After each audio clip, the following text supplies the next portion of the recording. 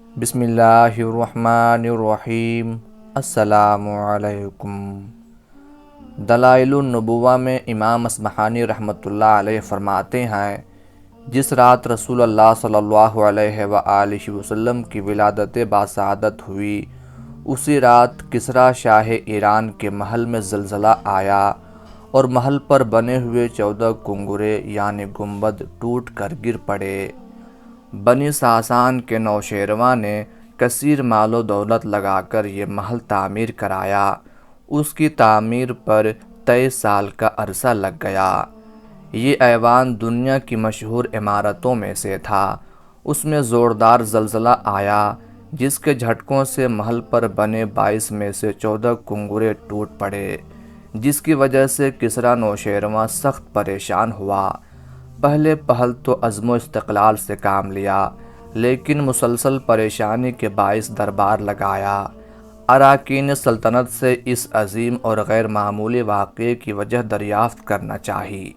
دربار لگا، اراکین سلطنت جمع ہوئے۔ ابھی نوشیروان ان سے کچھ کہنے بھی نہ پایا تھا کہ اسے اطلاع دی گئی کہ آج کی شب تمام آتش کدوں کی آگ یکایک بجھ گئی ہے۔ یہ ابھی اسی مجلس میں بیٹھا تھا کہ ایلیا کے گورنر کا خط اس کو پہنچا، جس میں اس نے لکھا کہ آج شب بحیرہ ساوا کا پانی بالکل خشک ہو گیا ہے۔ اس مجلس میں تبریہ سے خبر آئی کہ بحیرہ تبریہ میں پانی کی روانی موقوف ہو گئی ہے۔ پریشانی کے عالم میں نوشیروان نے کہا کہ آج شب ایوان میں سخت زلزلہ آیا ہے اور ایوان کے 14 کنگرے بھی ٹوٹ کر گر پڑے ہیں۔ یہ سن کر کسریٰ کے مفتی اعظم موبزان نے کہا کہ آج کی رات میں نے ایک خواب دیکھا ہے کہ عربی اونٹ اور گھوڑے دریائے دجلہ کو عبور کر کے عجم کے شہروں میں پھیل چکے ہیں۔ بادشاہ نوشیروان نے موبزان سے پوچھا کہ تجھے اپنے خواب کی تعبیر کیا سمجھ آتی ہے؟ موبزان نے کہا کہ بظاہر یوں معلوم ہوتا ہے کہ عرب میں کوئی بڑا واقعہ رونما ہونے والا ہے۔ ساتھ ہی یہ کہا کہ آپ ہیرا کے کسی عالم سے اس بارے میں دریافت کر لیں۔ چنانچہ نوشیروان کے حکم پر نعمان بن منظر نے عبد المسیح غسانی کو بھیجا۔ عبد المسیح کی عمر اس وقت لگ بھگ 150 برس ہوگی۔ اس کے سامنے خواب اور حیران کن واقعات بیان کیے گئے تو اس نے کہا کہ شام کے شہر جابیہ میں میرا ماموں ستی رہتا ہے، اس سے معلوم کرنا پڑے گا۔ ستی کی عمر اس وقت 300 برس کے قریب تھی۔ اس کے بدن میں سوائے کھوپڑی کے کوئی ہڈی نہیں تھی، اس وجہ سے وہ بیٹھ نہیں سکتا تھا۔ ہاں، جب اسے غصہ آتا تو اس کا بدن پھول جاتا، جس کی وجہ سے وہ کچھ لمحے کے لیے بیٹھ پاتا۔ اس کا چہرہ سینے میں تھا، گردن بالکل نہ تھی۔ جب اس سے کچھ پوچھنا ہوتا تو اسے زور زور سے ہلاتے، جس کی وجہ سے اس کا سانس پھول جاتا اور وہ جواب دینے کے قابل ہوتا۔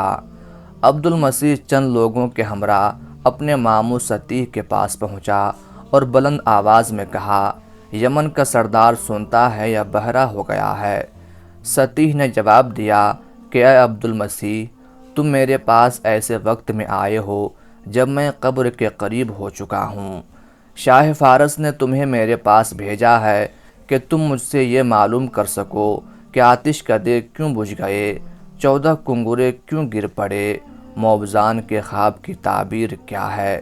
اے عبد المسیح، جب کلام اللہ کی تلاوت بکثرت ہونے لگے، نبی آخر زمان صلی اللہ علیہ وآلہ وسلم اعلان نبوت فرما دیں، بحیرہ ساوا کا پانی خشک ہو جائے، فارس کے آتش کدے بجھ جائیں، تو سمجھ لینا کہ بابل اہل فارس کی جائے قیام نہیں رہا اور نہ ہی شام سطیح کا ملک رہا۔ 14 کنگرے گرنے کا اشارہ اس بات کی طرف ہے کہ فارس کے کل 14 بادشاہ ہوں گے۔ یہ کہنا تھا کہ سطیح کا دم ہوا ہوا۔ عبد المسیح وہاں سے فوراً واپس ایران آیا۔ کسریٰ نوشیروان کو سارا ماجرا سنایا۔ اس نے تعجب سے کہا، 14 بادشاہوں کے لیے تو لمبا زمانہ درکار ہے، لیکن اسے یہ خبر نہ تھی کہ خدائی وعدہ بہت جلد پورا ہونے جا رہا ہے۔ 4 سال کی مختصر مدت میں 10 بادشاہ جن میں سے بعض قتل ہو گئے اور بعض معزول کر دیے گئے، ختم ہو گئے۔ باقی 4 بھی حضرت عثمان غنی رضی اللہ تعالی عنہ کے ابتدائی زمانے خلافت تک ختم ہو گئے۔ آخری بادشاہ یزدجرد پہلے لوگوں کے گھروں میں چھپا رہا اور آخر کار قتل ہوا۔ یوں 3164 سالہ سلطنت کا خاتمہ ہوا۔ آپ صلی اللہ علیہ وآلہ وسلم کی نبوت کے اس بات پر آپ کی ولادت باسعادت سے بھی قبل دوسری دلیل ایران کے آتش کدوں کی آگ کا یکایک بجھ جانا ہے۔ ان آتش کدوں میں ایک مرکزی آتش کدا تھا جسے ایران کے بادشاہ گستاشپ نے مجوسیت اختیار کرنے کے بعد 1000 سال پہلے قائم کیا تھا۔ مجوسی آگ کی پوجا کرنے والی قوم کو کہتے ہیں۔ ان کا عقیدہ یہ ہے کہ آگ نفع و نقصان کی مالک ہے۔ یہ دن رات اپنے عبادت خانے جسے آتش کدا کہا جاتا ہے اس میں آگ روشن کرتے ہیں۔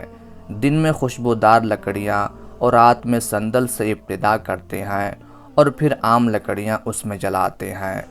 مجوسی لوگ چونکہ آگ ہی کو اپنا خدا مانتے تھے اس لیے وہ اسے اپنے عبادت خانے سے بجھنے نہیں دیتے تھے۔ ایران کے اس آتش کدے میں مسلسل 1000 سال سے آگ جل رہی تھی، لیکن جب آپ صلی اللہ علیہ وآلہ وسلم کی ولادت باسعادت کا وقت آیا تو وہ آگ یکایک بجھ گئی، جس میں اس بات کی طرف اشارہ تھا کہ اسلام کے مقابلے میں مجوسیت مٹنے والی ہے۔ آپ صلی اللہ علیہ وآلہ وسلم کی نبوت کے اس بات پر آپ کی ولادت باسعادت سے بھی قبل تیسری دلیل بحیرہ ساوا نامی جھیل کا یکایک خشک ہو جانا ہے۔ یہ ایران کے شہر ساوا جو کہ ہمدان کے قریب ہے اس میں ایک مشہور جھیل تھی جو 6 فرسخ لمبی اتنی ہی چوڑی تھی۔ یہ ایران کا سیاحتی مقام تھا، لوگ یہاں پر آتے تھے، اس لیے اس کے ارد گرد گرجا گھر، مجوسیوں کے عبادت خانے، آتش کدے بنائے گئے تھے تاکہ سیاحوں کو اپنے مذہب کی تبلیغ کی جا سکے۔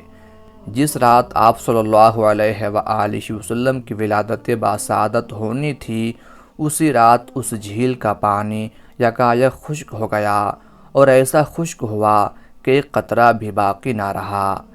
حضرت ارباز بن ساریہ الفزاری رضی اللہ تعالی عنہ سے مروی ہے کہ میں نے رسول اللہ صلی اللہ علیہ وآلہ وسلم کو یہ فرماتے ہوئے سنا، اللہ رب العزت کے ہاں میں اس وقت خاتم النبیین تھا جبکہ حضرت آدم علیہ السلام اپنے خمیر میں تھے۔